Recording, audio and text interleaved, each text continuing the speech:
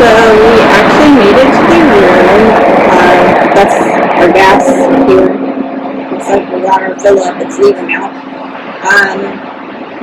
So my husband needs a mobility scooter to get around for like the long walks and stuff like that in at ports. So we got a accessible room, and the balcony is big enough for a wheelchair and its mobility scooter to get out on. It's quite large, if you can see, and it actually has a really cool option to open the balcony door. There's a button down here, and okay, just kidding, and the door will actually open all by itself.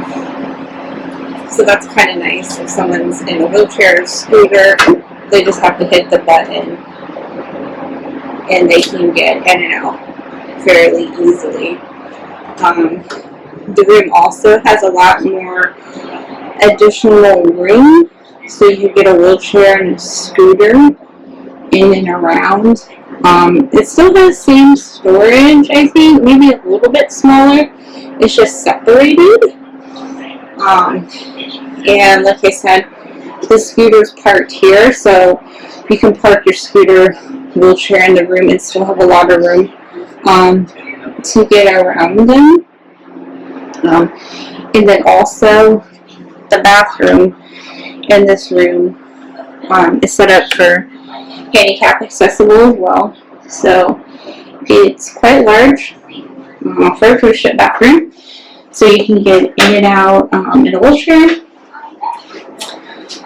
So lots of space.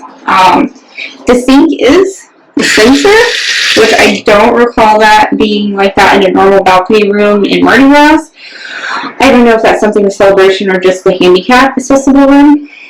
And then shower has a curtain, but there's a lot of room and a seat also. So all in all, if you're really thinking if you might need a handicap accessible room, ADA compliant, this is definitely the way to go.